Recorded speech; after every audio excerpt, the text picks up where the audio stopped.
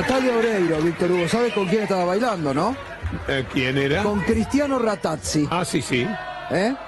Muy desatado. Mire, mire, mire, bailando, mírelo.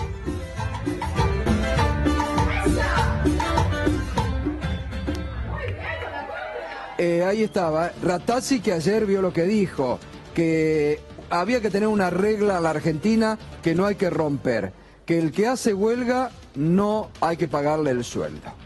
Personaje muy especial, el señor Ratazzi. Así es. Me convierto en su telespectador a partir de este momento, Gustavo, con Muchas el gusto de siempre. Gracias. Y nos reencontramos el lunes. Un abrazo. Buen fin de semana, Víctor Hugo, Señoras y señores, después de Víctor Hugo, aquí comienza Minuto 1 en la pantalla de C5N, La Realidad. Lo que otros no te muestran, aquí diariamente te mostramos. Y hoy, un día realmente de números en rojo nuevamente para la economía de nuestro país, que vamos a estar analizando enseguidita, que te vamos a estar mostrando, porque crece el desempleo. Este es el dato. Se han perdido, enseguida vamos a ver, ¿no?, los datos, pero se han perdido en el primer semestre de este año 118.000 puestos de trabajo. Muchos para la República Argentina. Crecen las suspensiones, crecen los despidos. Recién lo comentaba Víctor Hugo, la CGT de Córdoba, que se ha cortado sola y ha convocado para un paro para el próximo 19 de octubre. Y también tenemos, bueno, en estos datos de La Realidad, contrasta con lo que se ha vivido en estos días con una algarabía de los empresarios. Declaraciones que ayer veíamos de Ratazzi, pero que hoy reiteró Miguel Bain, economista, declaraciones que enseguida vamos a ver, que realmente asombran y crean un clima de preocupación, sobre todo para la clase trabajadora, porque daría la impresión que están preparando el terreno para una flexibilización laboral que se acerca en la República Argentina. Eso podría ser un poco lo que surge de este coloquio de idea, que están preparando el terreno para una próxima flexibilización en la República Argentina. Pero vamos a ver ya los números del INDEC, los datos de La Realidad, los números del INDEC sobre la destrucción de puestos de trabajo. El empleo privado bajó 1% en el segundo trimestre. Se perdieron en el segundo trimestre 65.323 puestos de trabajo. 65.323 empleos menos en la Argentina. En el primer semestre, los sectores que mayor caída tienen, miren, la construcción sigue en picada, 12,5% ha caído la construcción, por lo tanto son pérdidas de puestos de trabajo en la construcción. Explotación de minas y canteras, 6,4%. Agricultura, ganadería, caza y silvicultura, 4,5%. Ahora, llamativamente se pierden puestos de trabajo en el campo, que son los sectores más favorecidos por este gobierno, con la quita de retenciones. Y pese a eso, el campo sigue perdiendo puestos de trabajo. No es un dato menor, es un dato a tener en cuenta. Sí. Un dato que es interesante. ¿Sabes cuál fue el mayor crecimiento en puestos de trabajo en este último semestre? ¿Cuál? Transacciones financieras, 5,8%. Y claro, insólito. Pero si lo decíamos hace poco acá, que la City está de fiesta. En la City hay, lo decía Berco, la City tiene pleno empleo en este momento. Por eso. Están tirando manteca al techo. Pues eso es un datito. Sí. 5,8% creció el empleo en transacciones financieras. Bueno, y el primer semestre, datos durísimos sobre la pérdida de trabajo en la República Argentina, se han perdido 118.079 empleos formales en el sector privado en nuestro país. Y otro dato preocupante, las empresas que se han cerrado y se han perdido en el primer semestre en la República Argentina son 6.129 empresas menos en comparación al 2015. 6.129 empresas menos en comparación con el 2015 en la República Argentina. Ahora, fíjese despidos y suspensiones que hay, caso por caso. Los vamos a analizar. 1.500 trabajadores suspendidos en la fábrica de lavarropas Aladio, en la provincia de Córdoba. Ayer lo comentábamos. Exprofrut, una de las exportadoras de frutas más importantes de Río Negro. 260 trabajadores despedidos, cierre de 2 plantas de empaque de Exprofrut en General Roca y Ayer. Y lleva 1.028 en total. Sí. Con los 260 suman 120 trabajadores suspendidos en la metalúrgica Tandil, Sociedad Anónima. Arcor adelantó vacaciones a 400 operarios por caída en las ventas en la planta de Colonia Carolla en Córdoba. Se temen futuros despidos. Y Puma, en la provincia de La Rioja, suspendió a 900 trabajadores de sus 3 plantas en La Rioja, en la ciudad capital, Sanagasta y Chamical, por caída en las ventas y apertura de importaciones, dicen desde el Sindicato de Trabajadores del Calzado. Su representante, Carrizo, que es el representante de este gremio, decía lo siguiente.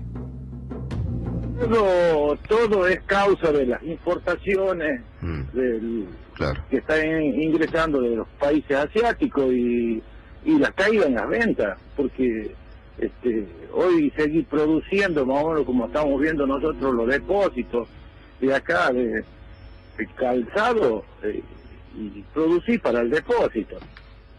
La verdad que si no paran el importado, todos los talleres de aparato van a desaparecer.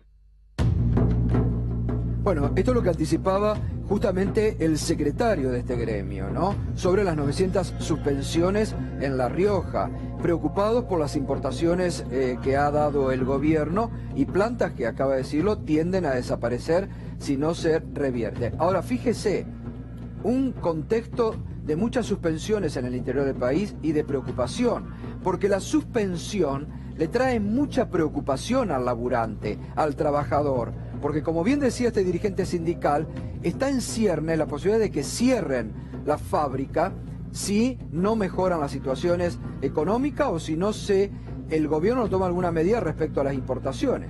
Por eso la verdad que ha sido muy desatinado el ministro de la Producción, Cabrera, en el día de hoy, que dijo que es positivo cuando se producen suspensiones en los trabajos o en distintas fábricas. ¿Cómo va a ser positivo que haya suspensiones? Yo la verdad que hay funcionarios que no sé dónde están parados, porque son provocaciones más que análisis de la realidad. Un trabajador suspendido teme por su futuro, teme por su fuerza laboral, teme por su trabajo. Entonces, realmente desubicado el ministro de la Producción, Cabrera, al indicar que era positivo que se produzcan las suspensiones en distintos puntos de la Argentina. Porque, reitero, está el fantasma del cierre de la fábrica cuando se producen este tipo de suspensiones. Y fíjese cómo en el propio gobierno, en estas internas que hay en el marco económico, de Sturzenegger contra Prat-Gay, de Melconian contra Prat-Gay, cómo se producen, y desde el propio gobierno muchas veces no creen en los datos que da el ministro de Hacienda, Alfonso Prat-Gay, que ayer nuestro colega Francisco en el diario La Nación, bueno, se me borró en este momento el nombre del colega que escribe habitualmente, que escribe habitualmente el panorama económico, que es realmente impecable, decía que el miércoles a la noche, cuando ingresaba Macri al coloquio de IDEA, estaba acompañado por Luis Seco. Luis Seco es asesor económico del Banco Nación, trabaja en el equipo de Carlos Melconian, y que se lo escuchó decir por lo bajo a Luis Seco que el nuevo juego o la adecuación del Pokémon GO en la República Argentina iba a ser esto, buscando los brotes verdes de Alfonso Prat-Gay. Lo dice un funcionario del Banco Nación, que el nuevo Pokémon GO de la Argentina iba a ser cambiado, iba a ser buscando los brotes verdes de Alfonso Prat-Gay. Ni en el propio gobierno hay funcionarios que creen en esto que ha anticipado el ministro de Hacienda de brotes verdes, que frente a los datos de la realidad cruda no se ven.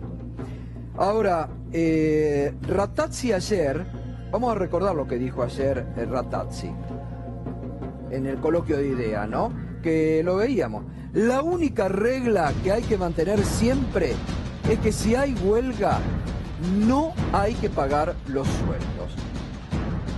Frente a esto, bueno, dijo que no hay mucho margen para dar un bono al fin de año. Se sumó hoy Miguel Bey, que es un economista muy respetado en nuestro país, que suele tener, digamos, en sus pronósticos económicos y financieros, suele estar muy cercano siempre a la realidad, pero hoy se descolgó con una serie de consideraciones que causaron mucha polémica y que causó, no entre los empresarios, hoy nos lo contaba Alejandro Berkovich, que está allá en el coloquio de IDEA, que provocó sus dichos una ovación de los empresarios de IDEA. Fíjese lo que dijo, vamos a compartirlo. Tener un país que trabaja 10 meses al año y se cobran 13, es difícil ser competitivo. Además, tenés 6 días de huelga por año que parecen un derecho. Miguel Bey. Ya vamos contra el aguinaldo, digamos. Tenés un país que trabaja 10 meses al año y se cobran 13. Es difícil ser competitivo. Además, tenés 6 días de huelga por año que parecen un derecho. ¿Qué más dijo? Vamos, por favor, avancemos. Vamos a empezar ahora una carrera de endeudarnos y subir la relación deuda-PBI 5 puntos por año. Los 2 primeros años no me preocupa, pero después un poco sí. Y opinó sobre los docentes también, Bey. Sobre el régimen laboral de los docentes, sobre el que se han expresado muchos funcionarios del gobierno. Tienen 25% de ausentismo y estabilidad en el empleo, por lo que la presión para reabrir paritarias será muy fuerte. Claudio Marín, ¿qué le parecen estas consideraciones? Que no se priva de nada este muchacho. La verdad que habló de lo humano y lo divino. En realidad lo que están tratando es de estabilizar un ejército laboral de reserva y con eso bajar las expectativas y bajar las posibilidades de que los sindicatos podamos discutir en una mejor condición. La verdad que no es ninguna fórmula nueva. Generar desempleo, en realidad yo tengo otra cifra, que 128.000 privados se han perdido, de acuerdo al sistema unificado de registro de empleo. 128.000 privados y además faltan los estatales y falta sobre todo, Gato, todo lo que es precarizado, o sea, todo lo que está en negro. O sea, que esa cifra por lo menos duplicala. Así que lo que están intentando, lo que ya nos adelantaron en enero, es tratar de disciplinar con la pérdida del empleo. Y la verdad que funciona muy, muy fuerte. Bueno, ahora seguimos, vamos a estar en el debate. Hay representantes de todos los sectores, como siempre, para meternos en estos temas de la actualidad. Pero alguien incomodó. No todo fue el baile que veíamos al inicio de Rattazzi con Natalia Oreiro, que ayer fue y le hizo un show a los empresarios, que lo puso a Rattazzi en las pistas, después de haber dicho también Rattazzi que no hay que pagarle a aquel que hace, al que hace huelga. Hoy fue un sacerdote, fue un jesuita, atención con este dato, un jesuita de la misma orden del Papa Francisco. Es este sacerdote que lo están viendo ustedes. Es un jesuita, Rodrigo Sarazaga, que criticó la visión de quienes sostienen que los beneficiarios de planes sociales no quieren trabajar. Advirtió allí ante los empresarios sobre el crecimiento de la pobreza y la marginalidad.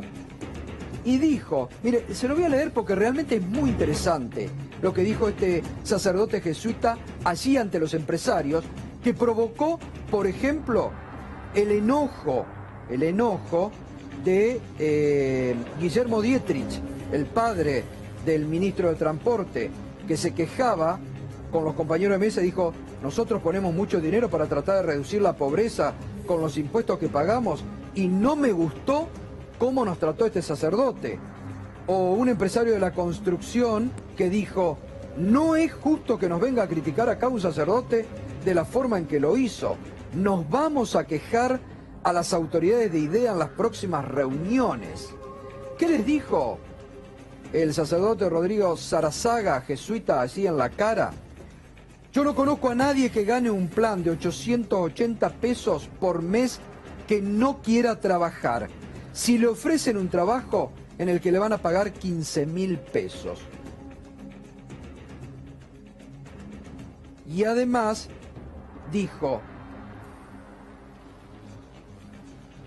y explicó, el valor real de una cartera Louis Vuitton equivale a 300 meses de planes sociales.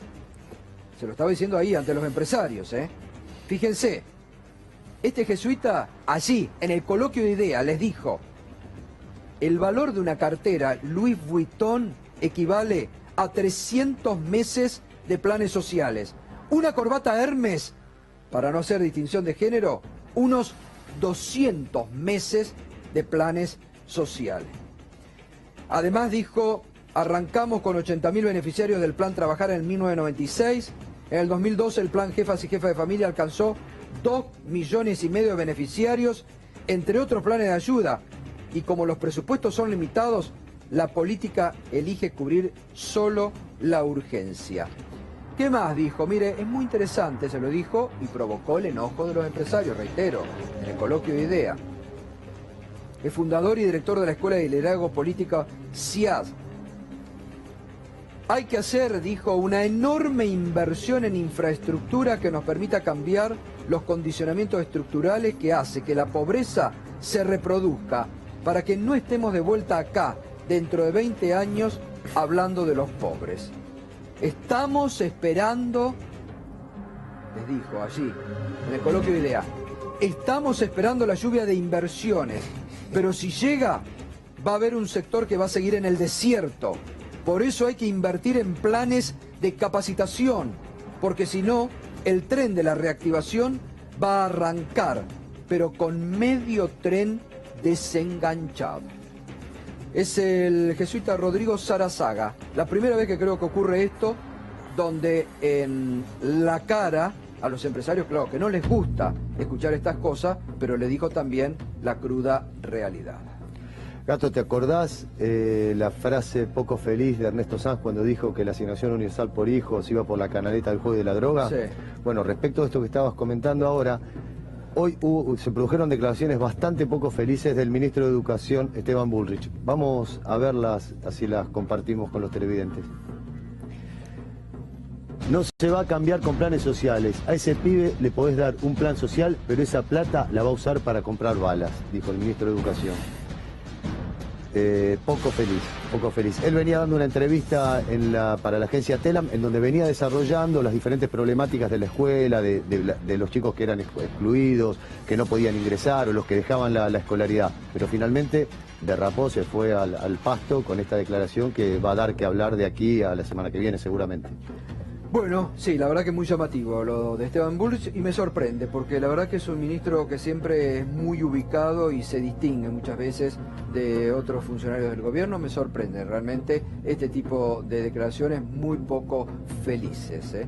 Porque además hay que decir que la plata de los planes sociales van a los padres y muchas veces los planes posibilitan la educación, la vacunación, y se ha probado que en la Argentina, por ejemplo, se ha incorporado a la escuela primaria, a los jardines de infantes, mucha gente, muchos chicos, producto justamente de los planes sociales, sí, ¿no? pero además es estigmatizar, Gato, porque sí, no, o sea, se estigmatiza, en lugar de comprar comida, compras balas, es absurdo. Sí, es muy lamentable.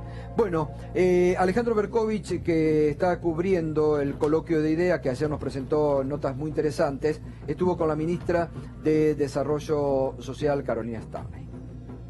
La posibilidad concreta de hoy estar abriendo y trabajando en un panel sobre pobreza e inclusión social en el marco de IDEA me parece que es importante y que tiene que ver con esto que empezó a hacer el presidente ya hace 2 semanas cuando reconoció el 32% de pobreza y dijo que esto quería que fuera un un tema central en nuestra agenda y que además él quería ser evaluado por esto. Que IDEA tome este tema, lo reconozca y hable de este tema es muy importante, porque como les decía recién, hay que entender cuál es la situación, qué es lo que pasa, mirar al otro a los ojos para poder entonces pensar y saber cómo vamos a salir adelante de esta situación. Hay una parte de la pobreza esta que detectó el INDEC que se puede haber generado en estos últimos meses, en estos últimos 10 meses. Mira, es muy difícil porque no existían números. Venimos de un gobierno que decía que estigmatizaba medir la pobreza y para mí no hay nada más estigmatizante que negar una realidad. Así que este es el punto de partida, como dijo el presidente, y de acá en más estamos trabajando para reducir este número. Bueno, allí estaba Alejandro Berkovich con la ministra de Desarrollo Social, Carolina Starling, que también estuvo. Está cerrando ahora la gobernadora de la provincia de Buenos Aires, María Eugenia Vidal. Antes de ir, que está el doctor Alejandro Olmos Gaona, que enseguida nos va a aportar nueva información sobre lo que ayer comentábamos, una nueva offshore ligada al presidente Mauricio Macri, los Panama Papers. Él ha aportado mucha documentación al fiscal Federico Delgado. Una línea sobre algo que hemos criticado aquí en su momento, cuando el gobierno firmó un acuerdo, preacuerdo con el Reino Unido por Malvinas, por el tema de hidrocarburos, pesca, por la posibilidad de algunos vuelos semanales. Y decíamos en ese momento que no era bueno que eso ocurra, porque se corría del centro de la escena el tema de la soberanía, se volvía a poner el tema de la soberanía sobre un paraguas, y todo lo que se había acordado con el canciller británico era a favor de los ingleses. Y cuando los ingleses no vienen cumpliendo desde hace años con la resolución del Comité de Descolonización de la ONU, que los obliga a sentarse en la mesa de negociación con la Argentina por la soberanía de Malvinas. Y hoy, justamente en esto, y nos da la razón, para que también el gobierno entienda que realmente no se puede acordar nada con el Reino Unido, porque no cumplen, porque solo les interesa mantener ese colonialismo, ese enclave colonial sobre Malvinas, y realmente se pasan las resoluciones de la ONU, ¿sabe por dónde? Por ese mismo lugar. Y hoy han hecho una nueva demostración de fuerza y han anunciado ejercicios bélicos con misiles en la zona de exclusión que ellos mismos han determinado en torno a Malvinas, en el Atlántico Sur, en zona que le corresponde a la República Argentina. Es un nuevo gesto de provocación del Reino Unido a la Argentina. Es un nuevo gesto de provocación. Por supuesto que hubo una queja de la Cancillería hoy, pero yo creo que es tarde, porque se les abrió el juego con este acuerdo que realmente no fue oportuno, que tal vez la canciller Malcorra lo quiso utilizar para su campaña personal, para llegar frustrada a la Secretaría de la ONU, donde, ¿sabe por qué no llegó? Por el veto de Gran Bretaña. Por el veto de Gran Bretaña, entre otras cosas, no llegó. Yo creo que la Argentina y el gobierno de Mauricio Macri tiene que sacar de esto rápidamente una experiencia. Gran Bretaña se tiene que sentar con la Argentina, como le indica el Comité de Descolonización de ONU, rápidamente a hablar de la soberanía. No se puede negociar nada. No se puede negociar nada porque no cumplen. Solo les interesa el petróleo, la pesca, lo que les interesa a los kelpers, obviamente. Y esto también hay que tener en cuenta para algunos sectores internos de la Argentina que meses atrás decían, no podemos obviar a los kelpers. Los kelpers son convidados de piedra, porque ni siquiera la ONU los reconoce, porque la ONU dice se tienen que sentar a conversar Gran Bretaña con el gobierno de la República Argentina. No considera a los kelpers. Pero además hay una lógica de por qué no considera a los kelpers, porque es una población implantada. Claro, o sea, usurparon exactamente. Argentino. No son nativos, no son aborígenes del lugar, son implantados. Por supuesto. Así que yo creo que rápidamente es un traspié duro para el gobierno argentino, ¿eh? Es un traspié duro, que después de haber firmado un acuerdo, después que firmaron ese acuerdo les vetan la candidatura a Malcorra, y ahora encima anuncian en un acto de provocación a la República Argentina este tipo de acciones bélicas en el Atlántico Sur, con misiles además. porque además están demostrando poderío, gesto de provocación. La verdad es, para el gobierno de la Argentina, que intentó este acuerdo, es un duro traspié. Bueno, enseguida vamos a ir, hoy nos acompaña, como todos... Como todos los días. No, como todos los días no. Pero ya los productores le ponen así el perro boyano. Me ponen acá el perro boyano. Miguel Boyano, como corresponde. Claudio Marín de la CTA, Mariano Mazzaro de la agrupación Rodolfo Walsh, Frente para la Victoria, y Damián Arabia, que es el presidente del partido Unión por la Libertad, que es el mismo partido de Yamil Santoro, ¿no? Sí, correcto. Que es una habitual... Presidente de la Juventud. El presidente de la Juventud. Que es, bueno, anoche justamente estuvo Yamil aquí en el programa. Bueno, antes de ir a eso, el doctor Alejandro Olmos Gaona. Gracias, doctor, ¿cómo le va? Buenas noches, Bueno, usted viene, debo recordar que el doctor Alejandro Olmos Gaona, un poco no sé si lo heredó de su padre. Primero aclararle que no me doctore porque no soy doctor. ¿Ah, no? No. Ah, bueno, perdón. Ahorita tenemos... Sí. Una manía a veces de poner doctor a todo. Exacto. Hace bien en aclararlo, además. Perfecto. Pero hace mucho que viene investigando la deuda interna de los privados y ha encontrado realmente ahora en estas offshore una relación también, ¿no? En la documentación que usted ha presentado. El tema es que yo me vengo ocupando no solo de la deuda pública en general, pero fundamentalmente de la deuda privada porque generalmente no se tiene conciencia ni dimensión de lo que ha significado ese fraude escandaloso que fue la estatización de la deuda, que cuando se fue la dictadura en el año 1983 representaba casi la mitad de la deuda pública. Se inició una investigación del Banco Central en la primera etapa del gobierno de Alfonsín y a través de lo que se iba averiguando, de los fraudes cometidos por las empresas del Grupo Macri, Pérez Compán, Bridas y todos los que están en el Coloquio de Ideas, por ejemplo, eso causó estupor en el gobierno y por supuesto hubo que abortar la investigación. ¿Quién la abortó? Las nuevas autoridades, Juan Vital Zurruble y José Luis Machinea, que era ministro de Economía y presidente del Banco Central en ese momento. Y una particularidad, que en todo lo que hicieron los auditores en ese momento, y esto tiene que ver con las offshore, en ese momento era jefe de deuda externa del Banco Central Carlos Melconian. Y todos los informes iban a él y él invariablemente los desestimaba, diciendo que eran conclusiones apresuradas, que los inspectores no respondían a la lógica económica. Ahora bien, en esas investigaciones se encontró una serie de operaciones hechas por SOCMA y Sideco Americana. SOCMA, que era la empresa del Grupo Macri, y Sideco, que también es la empresa del Grupo Macri, sí. Con una serie de empresas, una de ellas del señor Cristiano Ratazzi, que en forma grosera constituye una empresa para hacer un negocio con los Macri con un capital mínimo de lo que hoy sería un capital de 12.000 pesos, y sugestivamente Macri le presta plata para que compre acciones de su propia empresa y al mes y medio recibe un préstamo del Banco del Gotardo de Suiza por 15.340.000 dólares. Yo le pregunto, una sociedad con un capital mínimo, sin antecedentes ninguno, ¿puede recibir un préstamo a un banco suizo por esa magnitud? No. Bueno, a partir de ahí los investigadores empiezan a detectar operaciones irregulares de Fiat Concord, de Fiat Diesel, de una offshore constituida en Panamá, Cadoxa, Sociedad Anónima. Y claro, en ese conjunto empresario se habían constituido otras empresas en la Argentina, una de ellas Grumafra, que terminó asociándose con otra SOCMA en Brasil y constituyeron otra llamada Owners Participations, que empezó a negociar con Flex Trading, la offshore conocida a través de los Panama Papers.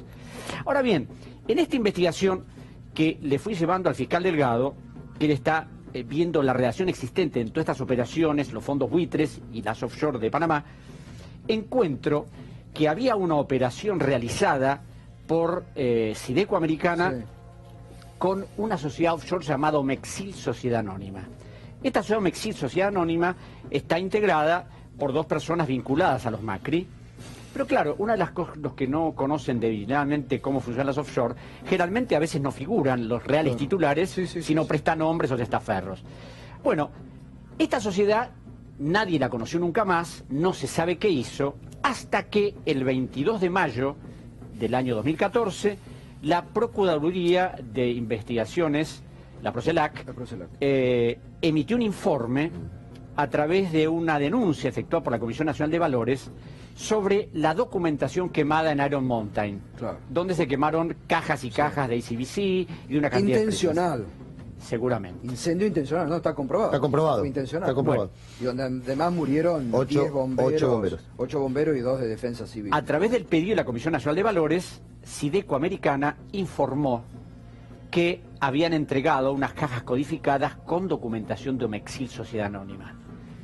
Entonces, como ayer hablaba con el fiscal Delgado, yo supongo que esta sociedad, que está registrada en Panamá en 1981, a perpetuidad, que está vinculada a la familia Macri a través de operaciones realizadas fraudulentas de la deuda privada en 1982, 83 y 84, ha seguido teniendo actividad.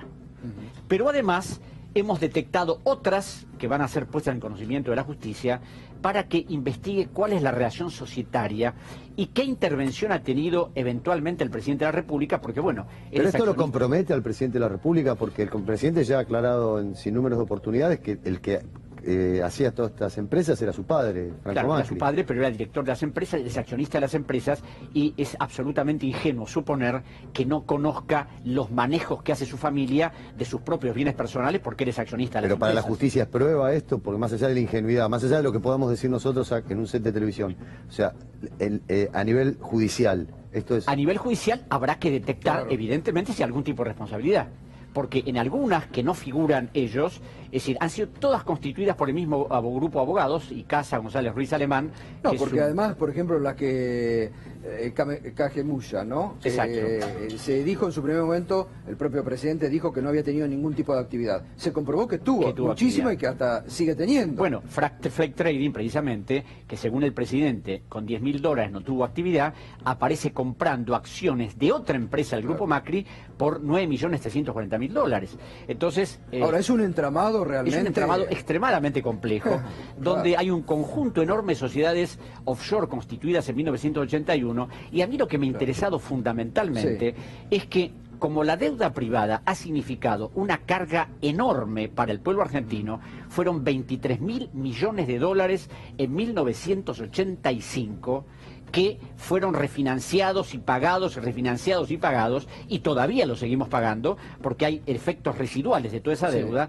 Entonces, quiero ver y detectar, y esa es parte de la investigación que he hecho, la hice en Ecuador también, porque en Ecuador pasó exactamente lo mismo en la misma época, para tratar de identificar a todos estos responsables, que fundamentalmente son todos estos empresarios que en idea están en este momento en gran algarabía, hablando de lo que va a ser este nuevo gobierno en los próximos años. Lo último, y vamos a invitarlo una próxima vez para ampliar un poquito, porque es muy interesante. Me quedo con esto que usted acaba de decir, hacer lo que decíamos también un colega de ámbito financiero. El incendio de Iron Mountain, con esta documentación que el propio grupo Macri le dice a la justicia que se perdió. Anoche nos decía el colega Morini que también había unas cajas que decía Coimas Perú. Sí, acá la tengo, sí, exactamente, dice la documentación, dice Coima Geral Ejesur Electric de Perú. Ahora eso también va a tener que ser investigado. Lástima que se quemó. Lástima que se quemó. Y se quemaron papeles de una enorme cantidad de empresas. Entre otras miles de cajas. O sea, no es una cajita que se perdió, sino, pero bueno... Sí, repitamos que no fue el único lugar, que ya pasó en seis lugares del mundo, con la misma empresa, la misma Lo que pasa es que a través situación. de mi investigación de la deuda privada, yo cuando escucho a estos empresarios hablar de estas cosas, y tengo antecedentes de otras reuniones que han dicho exactamente lo mismo, es decir, lamentablemente la justicia nunca ha actuado en todas estas operaciones. No, obvio. Entonces, es como que se le tenía miedo. Es hora de que se pongan de manifiesto para que la gente conozca que todo eso son puros discursos, pero no tiene nada que ver con la realidad. Gracias, Gracias, Gustavo. La verdad que un gustazo. Igualmente. Y la verdad que vamos a seguir porque tiene mucha información. Muchas gracias. Gracias, muchas gracias. Está Pino Solano también con esta investigación, ¿no? Sí, porque nosotros con Pino, estas son dos presentaciones. La primera la hicimos con Pino hace un mes y medio. Bueno. Muchas gracias. Bien, vamos a seguir un tema que no nos olvidamos y el próximo lunes va a venir aquí el doctor Arce Ageo, que está con los familiares de las víctimas de Iron Mountain, porque también tiene nuevas revelaciones. Con lo que acaba de decir y lo que ha presentado Alejandro Olmos Gaona, se le van a sumar, y así que va a estar el lunes para seguir un tema que nosotros no nos hemos olvidado. Bueno, Miguel Boyano, mucha algarabía de los empresarios en el coloquio de IDEA. ¿Da esto con la realidad o están en una burbuja? Creo que mi impresión principal es que es principalmente obsecuencia. Efectivamente hay meras expectativas, pero cuando se les ha preguntado acerca de su intención o no de generar empleo, la respuesta del 55% era que no pensaban contratar. Los números del empleo en Argentina obviamente son preocupantes. Yo creo que vamos a disentir en el modo de reactivarlo.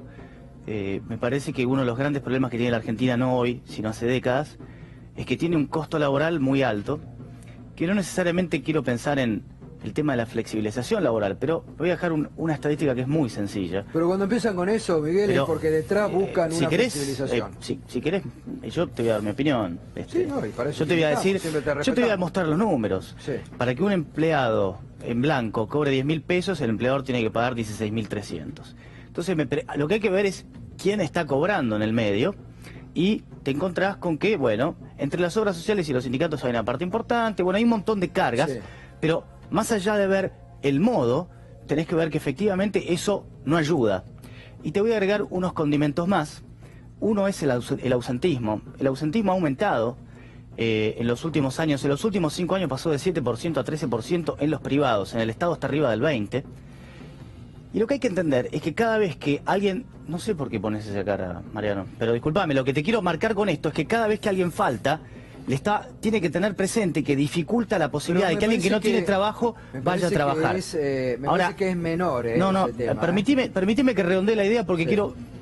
Por lo último, acá se busca demonizar el empresario. Sí. Claramente, el que da el grueso del empleo del país es el empleo pyme. Al laburante. Está claro también. Que con ejemplos como los que dio recién el abogado, sobran los motivos para pensar que las empresas han hecho abusos y ultrajes totales a la sociedad argentina. Pero el grueso del empleo argentino, que es el 80%, pyme, que tiene empleados, 4 o 5 empleados, hoy no contrata porque le es carísimo contratar y porque la contingencia laboral es enorme. No contrata porque la actividad, disculpa, pero no contrata porque la actividad económica se está derrumbando.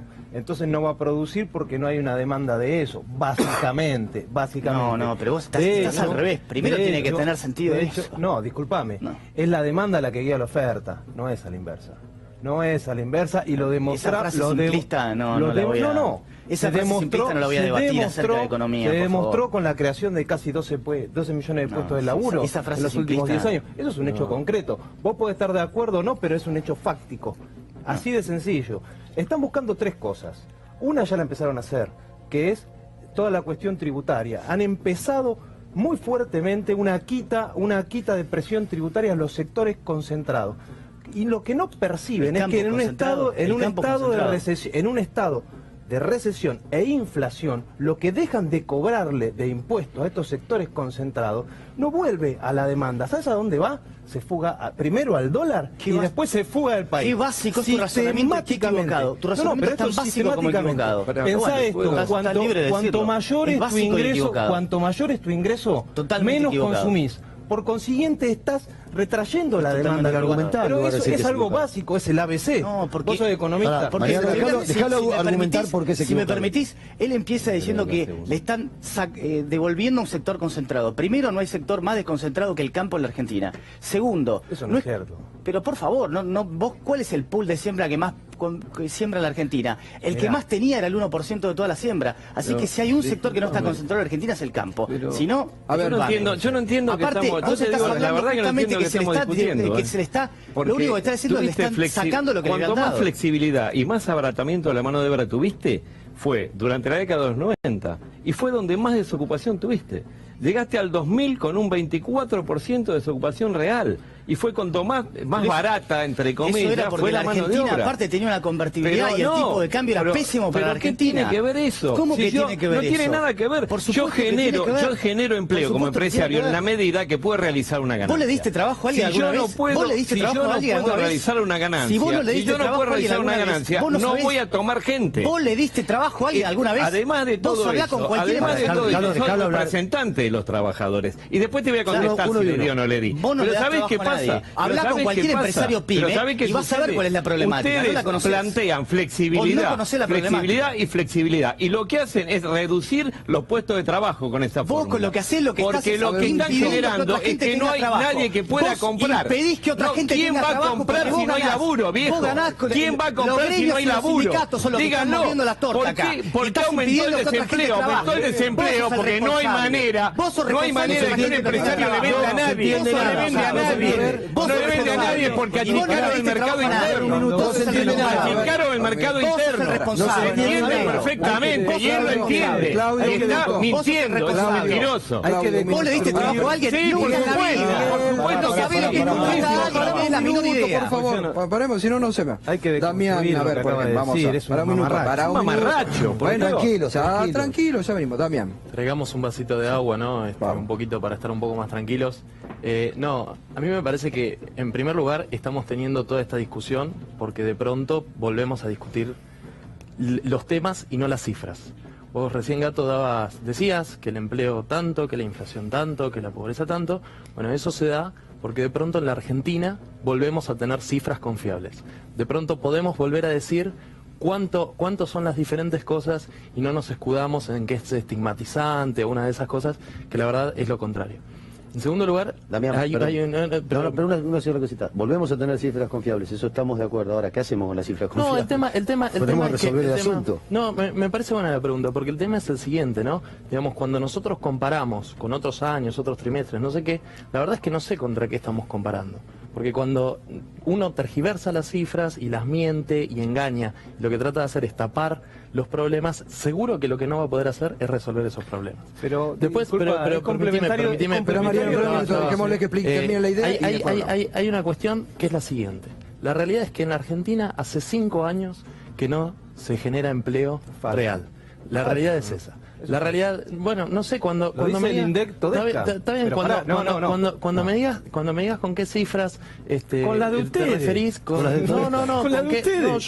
ustedes no son las del Estado Nacional, INDEC, que es el INDEC, el único INDEC que hasta el momento, bueno, permíteme, la desocupación, que las cifras son sólidas cuando la desocupación, si vos me dis los índices de desocupación, que producen las cifras no valen. Si vos me dis los índices de desocupación con respecto a cifras confiables del año pasado, las del propio Ministerio de Trabajo, la de la gestión kirchnerista que defendes, bueno, esas cifras, las cifras son las mismas, estamos alrededor del 9%. Si vos mirás la tasa de empleo, permitime, si vos mirás la tasa de empleo, la cantidad de empleos en Argentina es la misma.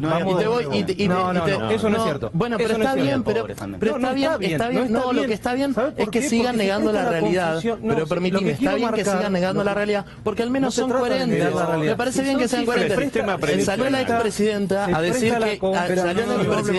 que no había un 30% de pobreza en la Argentina. Bueno, fantástico. Piensan que la pobreza es menos. Si querés discutimos lo de la pobreza, yo te estoy yendo un poco. No lo dijo la expresidenta, no lo digo yo. Me permite un minuto, tengo que hacer una pausa. Aquí está. Está interesante el debate. Trasladamos un poco las cosas que se han ocurrido en la realidad hoy, los datos del INDEC preocupantes, lo que se ha dicho en el coloquio de idea, y lo estamos analizando aquí en el debate con las distintas voces. Pausa breve y ya volvemos.